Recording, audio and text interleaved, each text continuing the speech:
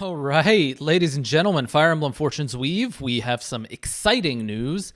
It's coming out September 17th. We finally got the official release date, which is I'm not too happy about because personally it's going to be a really busy time for me at work. But we'll make do. We'll figure it out. We will cover it and make I'll squeeze it in. I won't sleep. It's just what it's going to take. But it's time to look at the trailer and break down all of the details that you might have missed while watching it. I caught a bunch of things that I saw that I was really happy and excited about, and I heard a bunch of things that I was really excited about. But the very first thing, and I'll put an image on screen, is the actual art of the thumbnail. So if you zoom in, you can see right there in the middle, this was not in the trailer, but it looks like we have our avatar character. And this avatar character, I don't want to go ahead and say it's Byleth, but the facial structure a little bit is kind of reminiscent. It's kind of as if this is like a deity version of Byleth. But there's two of them. There's a male and a female. And I'm assuming this is an avatar character. It's not guaranteed, but I'm assuming that. So that is something to be intrigued about. So anyways, let's go through the trailer bit by bit, and I will break down every single little piece that you might have missed information about. Start with the map. We see immediately the Dagden Empire, and this is something that there were a lot of theories about initially, and that this was going to take place in some of the islands surrounding Fodlan, so we know where Dagda is. Dagda is in the southwestern component of Fodlan. It's not really visible on the map from what I remember, but it's past where Brigid is, which is where, that's where Shamir is from. We never got really too much information about it in Three Houses, but this is exciting, and I'm assuming that's because it was going to come out in this game. We can see there's the Dagden Empire, which I'm assuming is this island here. There is a middle city, Amalthea, which this is probably where our game takes place, in that middle big city area that we've seen people running around. And then there's the kingdom of Arago, which I'm guessing there's going to be a little bit of tensions between the empire and the kingdom. We have the names of a bunch of other countries, which at this point don't really say much to me. I'm trying to read the names, and I don't really recognize anything that we've seen anywhere else. But if anyone does recognize something, then let me know. But this seems like it's just taking place in an entirely new area, none of which has been mentioned before. This here, Iskandaria, is actually really interesting to use that name. It sounds like the city of Alexandria in Egypt, which I think is interesting and maybe kind of reminiscent of the setting or the geography that we're going to see in this game. There's nothing else that really sticks out to me, though. So let's continue. We see the map. There's a kingdom here of Brezerant. This is the Dagden Empire, a prosperous land ruled by the gods. The capital, Daxian, plays host to the... So this is Daxian, the capital, and that is the island route down here that we were talking about. So that's the capital of the Dagden Empire, Daxian.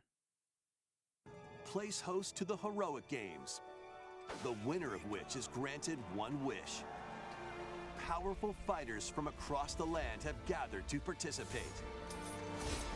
All right, so let's take a look at some of the characters here, because they actually revealed a couple of new ones. We know about Theodora, and we know about the fact that this is going to be taking place some kind of Colosseum games. And they said the winner gets granted a wish, and I'm assuming this is the deity or the king or the ruler of Daxian, or at least the Colosseum area. Now here we see our first clip of the characters. So this guy in green is our Green Cavalier. We're coming back to this archetype of Cain and Abel. So this seems like he's our green guy, and he's using a lance. We don't know what his name is yet. And here's his red counterpart, again, using a lance. So it's very interesting that they decided to show one of the more iconic, sort of quote-unquote archetypes in Fire Emblem, but they are inserting them here. We get some kind of warrior walking out here. I think this is the guy that we saw in the previous trailer who was fighting one of the other characters.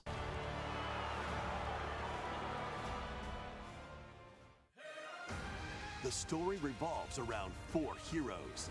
So this is the story revolves around 4 heroes. This is what we expected. We expected there to be 4 different routes, and this has actually confirmed it. So we have all 4 of our different characters that we were talking about being route leaders, and I'm assuming that that's going to be the case. Kai, a A young boy determined to win the games to save his imprisoned father. Okay, Kai is from, it says, Ribera Village. I'm going to try and put these maps on the screen once it's telling us where they're all from, but it says he's from a village and he's trying to save his imprisoned father.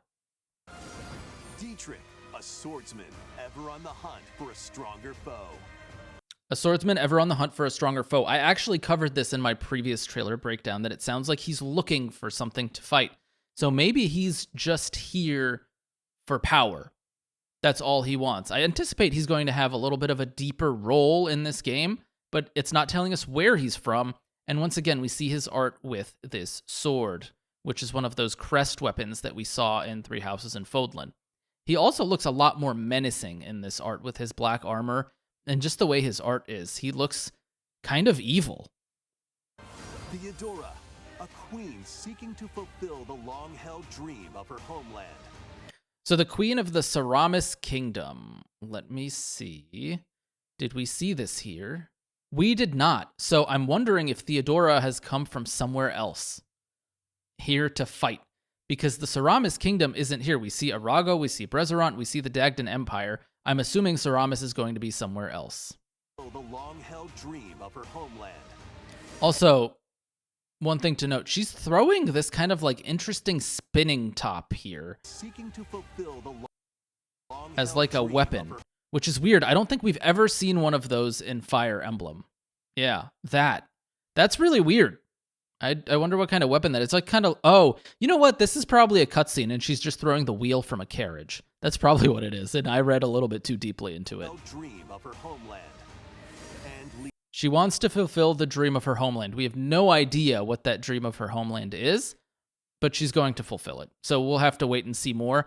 I'm wondering if we're going to get any Treehouse Live footage of this game, but if there is, I'll cover it at the end of this video. Lida, a musician with her sights set on revenge. Lida, a musician out for revenge. So this one is also super vague. We don't really know much, but if I'm going to start and pick a route, I'm probably going to go the Lida route. Just, aesthetically, she's my girl. This is the kind of person that I would want to pair up with. So that's what I'm going to do. I'm starting with the Lida route. Who else is starting with the Lida route? Let me know in the comments. Guide.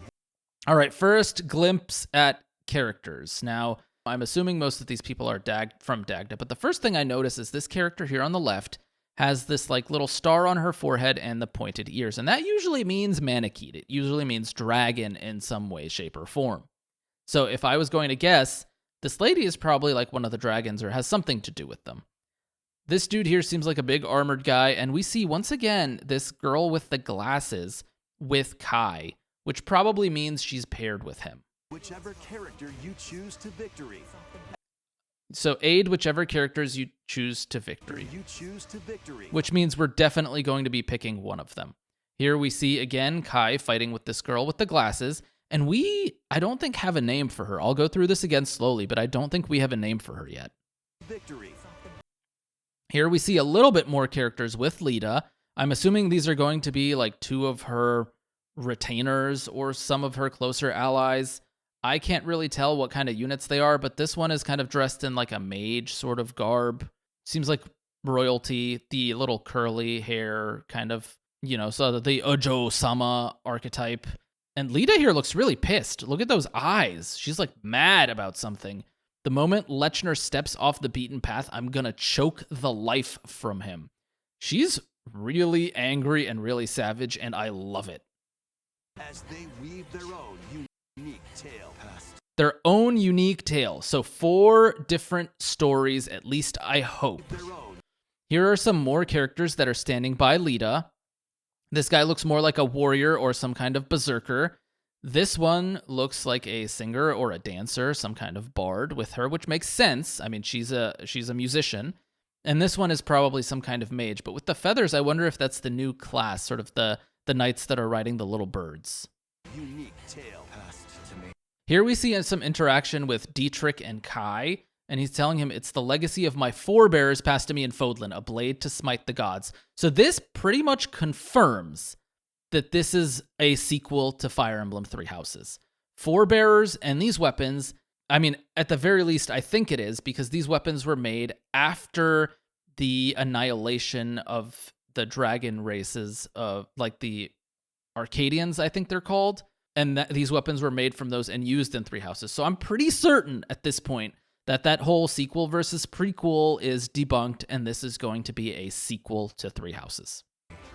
Between matches, you can strengthen your force. I'm going to stop this because they're saying something really important. Between matches, you can strengthen their fortitude. But Theodora here also says something really important. And here she's wearing like a different costume than what she is normally in the trailers, which kind of looks nice, actually. But she says, there will be no next time for the vile crime of murdering my father. You will die here and now. So she's seeking strength, but there's also some kind of revenge. And these two pirates here look like sort of the evil brigands that we usually see in the early game. So I wonder if she is actually the antagonistic force in this game. This guy kind of looks like a pirate, so I wonder if we're going to get like these new pirate classes, sort of with the hat and the eye patch. And this guy looks like a normal brigand, but he's got kind of like the pompadour hairstyle, which is funny. I actually like it. There's more characterization in this game. Let's go back a little bit just to listen to what they said. You can strengthen your forces in different ways. Okay, we can strengthen our forces in different ways.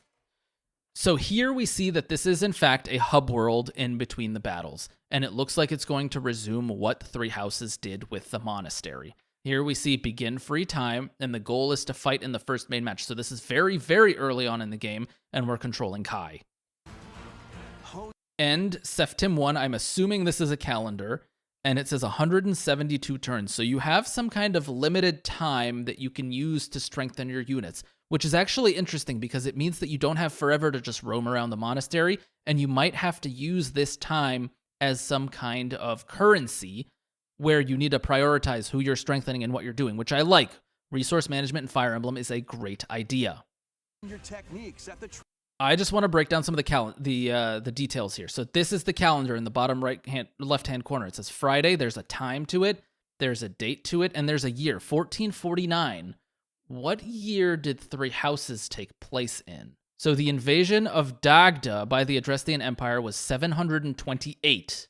Three Houses took place between the years of 1180 and 1185. So we are almost 250 years, just a little bit more than 250 years after the time of Three Houses. So confirmed, we have a sequel. We've also got location here at the bottom of the screen. It says Daxian. So this probably confirms that we're going to be in more than one city, or at least more than one area, which is pretty good, actually. I like that. It means we're going to roam the map a little bit more, and there might be multiple of these hub worlds.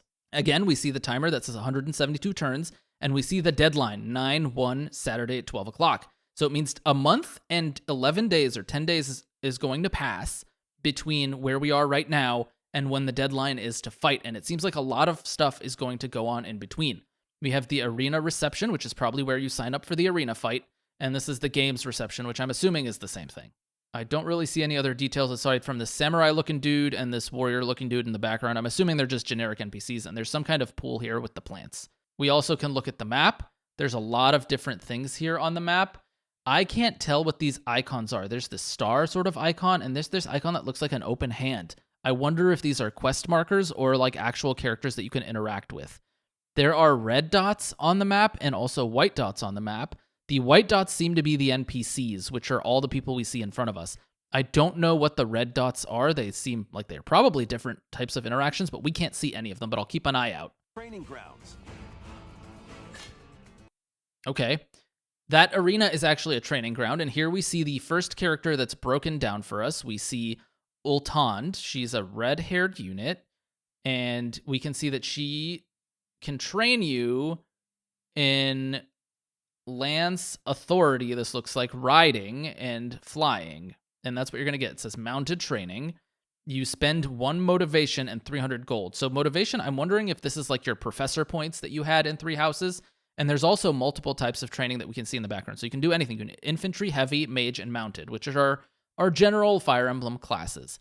I don't know if this means that she is a mage. She does look like a mage, just with the way her robe is here in the background. That garb kind of looks like more magic here, but we also see flying, magic, and something else that I can't really see.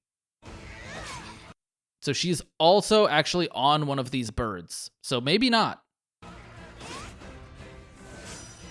And then we also see that you can learn combat arts through this training, It looks like Raging Tempest, which has high might and hit and gives you these stats, is linked to A and Staves. So this is very much taking from the Three Houses system, where you're going to train your main weapon ranks and unlock combat arts. Figuring it out.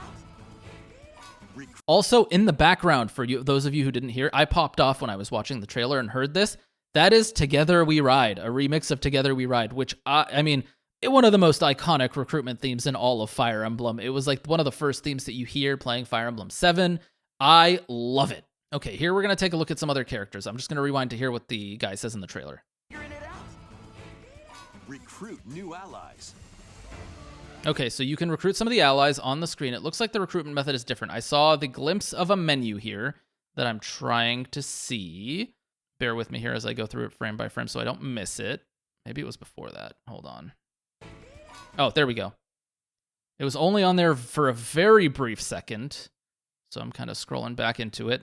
So gifts, recruit, and character info. So it looks like you're able to interact with these characters. You can give them gifts, I'm assuming, to build affinity between both of you.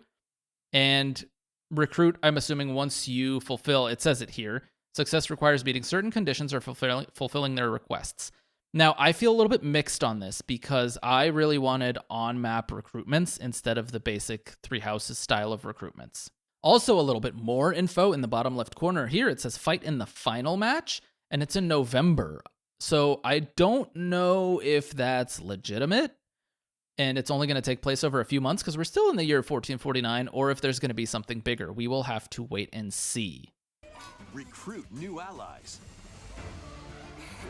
So here we have Nine, and she's also wearing like a little interesting hat. I can't really tell what class this is. If I were to guess, this seems like it's going to be Constance, some kind of dark flyer mage, just by the way she's dressed with the big gown, or maybe some kind of cleric. I don't think we really see this in some of the more melee classes, but they could change.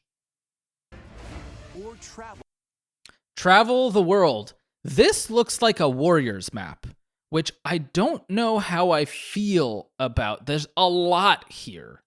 Beyond Daxian's walls to gain experience.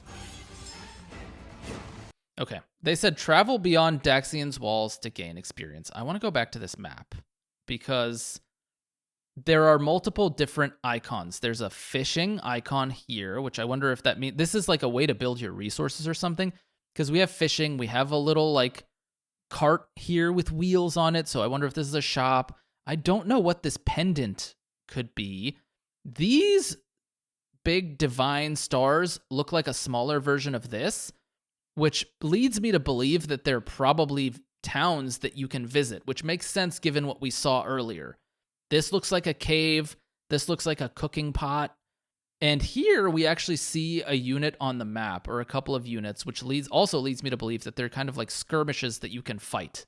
Now, the square is more, the icon under it is more of a square, which is different to these round things here, these round tiles. I'm not entirely sure what to make of the round tiles versus the square tiles. I have to wonder if these are actual chapters in the game. But here we see there's like a couple of random characters on the map, one here next to the fishing spot, one here and one here, that don't have icons next to them.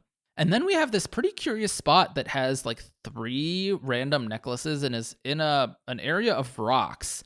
I'm guessing these are resource areas. I can't really tell you for sure, and I don't really know exactly what they're going to do.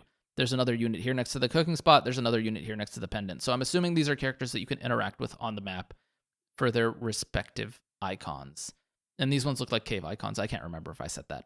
Or travel beyond Daxian's. We can see that we're going to be fighting beasts, the striped wolf, and here we see Dietrich again with his answer weapon, high crit, high attack, high hit. And I wonder if this means that he's doubling. So this is an interesting thing. Yeah, so this is like kind of the visual combat menu, but in the battle, which is kind of interesting. So you can see the enemy here has 0 attack, 64 hit, and 0 crit, is using a beast claw, and Dietrich has 22, 126. He seems to be doing a follow-up attack that does 31 damage, so he probably has some kind of skill that increases his damage by what seems to be 20%. It could be a flat value or it could be 20%. It's just a coincidence here. We also see the new hit icons here that display the amount of damage that you're doing, and he has the answer, which is his sword, as well as this crest with the dark horse. Walls to gain experience. Theodora here we see wielding an axe with her kind of warrior queen garb on. This is a similar hairstyle actually to what she had before, but she didn't have the crown on. So maybe that was her default armor or clothing, but she just didn't have her hat on or the helmet. She is a wyvern rider, as we see here, which I kind of expected because in her previous trailer, she had wyverns on it. Here we see a dining table with 2 characters. So this seems like the eating mechanic that we had in Three Houses, but it's back. So we see this girl, Alexandra, pink-haired girl. We saw a lot of character reveals, and this guy here with like a little, kind of a turban almost, and his hair. This kind of looks like the bard or musician gear as well. She looks like she might be a Pegasus Knight. Let's go back and hear what he said. How you spend your free time is up to you. So how you spend your free time is up to you. You can see, again, that there's going to be a free roam. This is a new mechanic. I am going to go out on a limb and say this is the cave icon that we saw on the map. And it has sort of a Shadows of Valentia feel to it where you're roaming. There is a chest that was found here. It says left 2. And I don't know what this crest is with like the total HP magic left and LP. It says Rose Tempest average level 16. So I wonder if this is like the maps that you can see here in the total number of HP. The location, again, Daxian, and it says fight in the first match. I'm wondering if this is actually your match is in Daxian, and you change the locations of your match.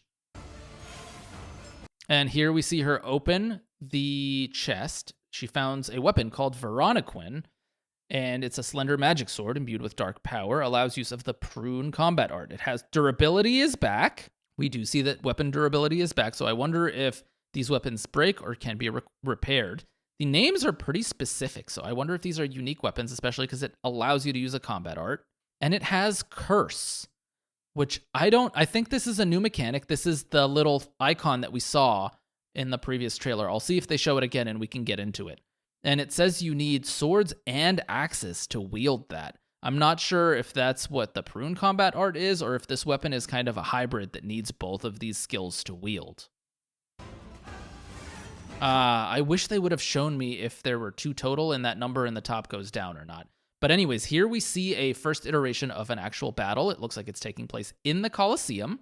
I love the change in the way player phase and enemy phase show up, but let's get rid of this so we can take a look at these characters. So one of the characters we see is Ursula, a hunter, and she has this like blue braided hair. It almost looks like Marianne's hair, so I wonder if she is Marianne's descendant. We also have this mage guy who looks kind of generic, but he's a playable character. We have this red-haired lady who kind of looks like Happy, but she's in the warrior class with axes on the map we can see. And we have this lance user with the bright teal hair, kind of like a soldier unit. And then this guy looks like he's an ally unit. Let's see if he shows up. No, so he doesn't have a face. No, this is an enemy. I can see the red HP bar. All right, I'm going to listen to what this guy says real quick so I can analyze it after. Takes the form of turn-based tactical battles. Consider your weapon's range and your unit's strengths on the battle. Okay, go back to that. So there's a couple of different things that I noticed here. One, let's talk about the menu. Combat arts, item, storage, trade, and wait. So you can access the storage in the map. I don't think that was a thing in Three Houses.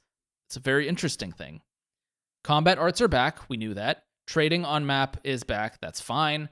And we can take a look here. It looks like she has the purple bar, and it's got 6 different squares. We see that she's level 15. She's a hunter, which is an archer and an infantry unit. And she's getting a boost in hit rate. I wonder if the boost in hit rate is from something like a support. So you can actually see it here on the window when you stop. You can also see it display the terrain that you're on. So she's on ground. That gives no avoid, but I'm assuming if you're on something like a forest, that we'll be able to see this percentage here. She also uses combat arts, and here we have Deadeye. These also work very similarly to how they worked in Three Houses, where they decrease durability by a set amount, so it's from 20 to 15, and they will also have their own multipliers. I didn't see what they were here, and here it also is interesting that it shows you goes first and goes last, so I wonder if we're going to see some kind of reiteration of the smash weapons from Fire Emblem Engage, where you might actually be able, or a combat art that makes you go last. Deadeye also of note here seems to be like it shoots through walls, which is interesting. You know, different iterations of Fire Emblem handle this differently. And she's going to do a lot of damage and kill whatever is left of his HP in one shot. It says she's going to do 15 damage, but he's got 8 HP. One thing that I don't like is how these characters are faceless. Now, there's another big thing on this map that I actually just noticed, and it's this massive elephant guy here with a little, looks like sigil or a crest or an emblem that probably denotes that he's a boss. He's taking up multiple tiles, and they look like they're like the little cracked tiles, but they've got kind of like a 3D effect to them. And I'm assuming this is the return of the way that the beasts worked in Three Houses, where you had to like break multiple HP bars. Let's see if we get a glimpse of this later on in the trailer. I wasn't paying attention my first watch through. Consider your weapon's range. Animations here have the same cut-in that they did in Three Houses, where it zooms in on the character. This looks like a crit. Or maybe it doesn't. But yeah, I really like the outfit here that she has. The shoes are nice. You know, big fan of shoes. I like it when characters wear shoes. I'm kidding, by the way. The bow looks very unique, which I wonder if this is going to change depending on the weapon you use, and this is actually the visual for the longbow. In Fire Emblem, they don't usually change weapons very drastically, but they do have some differences, which is nice. She looks good. I like this character. I was a big fan of Marianne in Three Houses, so. And your unit strengths on the... Okay, he's not saying anything important, but I want to catch this map before it zooms in real quick. Okay, good. So this guy is Sirocco. He's a shaman. Shamans have returned. We haven't seen dark magic in a long time. Actually, maybe we have. But I don't think we've seen the shaman class in a while. It has a little star next to it, so I wonder if he has mastered this class. He is using the Thunder Tome. There are skills here. I don't know exactly what they are, but we see the return of skills. This looks like Axe Fair. This looks like it might be some kind of... They're both kind of like tome skills. This has a +3 next to it, so I wonder if it's magic +3. He's got a lot of HP. 43 HP for a shaman is kind of interesting. But I guess we know now that his name is Sirocco. I don't see a clear boss on this map here, but it looks like you can see the little map up in the top right, and it kind of goes around, and there's a dark colored unit here with like a white border around it. So I wonder if, and your units are split into 2 segments. So this actually might be fighting on a map that's halved, and these walls can be broken down in a way. So you can see how over here they're kind of see-through as opposed to these walls, which are solid. So I wonder if you can go through them. This guy's attacking over a wall. I wonder if these walls are breakable, which would make sense here instead of going around. Again, Saraminian soldier. I think that's the same as the country that Theodora is from. So I wonder if he's fighting Theodora. And I saw something a little bit later once we attacked here. Or maybe I missed it. Hold on. Because I'm pretty sure I saw Leda's face somewhere when I paused the video the first time. I'm going frame by frame here. Yeah. Her face is right here. Or was it on the menu before it zoomed in? No, it wasn't. Maybe it was. Hold on. Yeah, it wasn't on the menu here. That's really hard to catch without going frame by frame. Yeah, I think it's just their icons on the map. So we see Leda here. It probably just means she's standing behind him, but there's a heart that has the number 3 on it, which I wonder if this is kind of like a support bonus that he's getting or some kind of skill bonus. Over here, we also see another unit. It's very hard to make out who this is. And we have another guy over here, which we can't see at all. But I think this is someone who we hadn't seen in the trailer. The battlefield. That's a crit animation. Nice. Plus, each of the 4 main characters... Okay, that's really funny. So this is what we saw in the trailer. It looks like Theodora has a skill called Earthen Throw, where she just pulls something out of the ground and launches it at an enemy. Plus, each of the 4 main characters comes with their own special techniques. By using these... All of the main characters have their own techniques. So Earthen Throw is Theodora's. It looks like it's an attack one. Song of Passion is Leda's. I'm assuming this is going to be more of a supportive buff just because of how bards have been traditionally in the series. Moving Shadow is Dietrich's, and we actually saw this in the previous trailer. It allows him to kind of like blink a couple spaces forward, which is going to be extremely powerful. Own special techniques. And then Kai has some kind of beam that he shoots out of his hand. It's a literal Hadoken that he's got, and he shoots it, and it's this massive AoE damage. If I were to assume, this means that these techniques are going to be used sparingly with like the little curse function that they've got. You might turn the tide of battle. Turning the tide of battle, and he got a shit ton of EXP from that, probably killing a couple of units. Rejoice with me. Here we get a glimpse of what seems to be our villain. We don't actually get a very close look at this lady, but green hair, very dark, pointy robes. I'm looking forward to this. At the advent of the underworld. Advent of the Underworld, and the music that plays in the background is kind of like the Those Who Slither in the Dark theme somewhat, as well as that theme that plays in like the underground graveyard that Sothis is in initially. But this is the Agarthan theme, so I'm wondering if these are the Agarthans coming back. She definitely looks like a villain. There's a bunch of like red-hued soldiers next to her, and there's this dude in the background with the pointed ears. Oh, these are trolls or like ogres. They're massive. So she's got like an army of beasts or monsters or like resurrected people. On the promised one. Another character. I don't know who she is, but she looks scared. Promised one. You look upon the promised one, who will route you here and guide the living to salvation. How did it feel? Okay, so that is an important one. I actually missed this the first time I watched the trailer. But after looking at the cover art, these are the what looks to be the Avatar characters that are coming here to guide humanity to salvation. So they are like a godlike figure, and Sothis is telling them to come and guide humans to salvation. We actually get a look at their face here, if I can stop it. Yeah, and he actually looks kind of like evil in a way. Like you notice the darkened complexion here and the eyes. It's like very angry or mad, but Sothis is saying guide them to salvation. So I wonder if this is actually a reincarnation of Byleth, now that we know this is a sequel. Who will route you? And this is a picture of like the huge monster kind of units that we see, and they're coming down to save us from them. So I'm assuming somewhere in the middle of the game, these are going to come out of nowhere, and they're going to be evil, and maybe we get access to our avatar or savior character later instead of at the beginning, which would be an interesting take. Who will route you here? And guide the living to salvation. Guide the living to salvation, yeah. How did it feel? To upheave the world. How did it feel to upheave the world? And she has an axe. I don't know that I recognize this axe, but seeing Sothis wield a weapon is kind of interesting because she never did that initially. Begone from us. Begone from us. The darkest dark. The darkest dark. So I don't know who she's talking to, but I'm assuming she's talking to the villains. And here we get a reveal for the release date. And that's it. That is everything that was in the trailer for Fortune's Weave.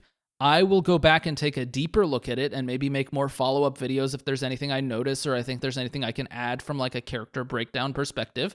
But let me know what you guys think in the comments below and whether or not you're excited. This was a long-ass video and there was a lot that we talked about. So yeah, I'm really excited for this game and I hope you all are too. And I will see you all in another video very, very soon, probably later this week. Peace.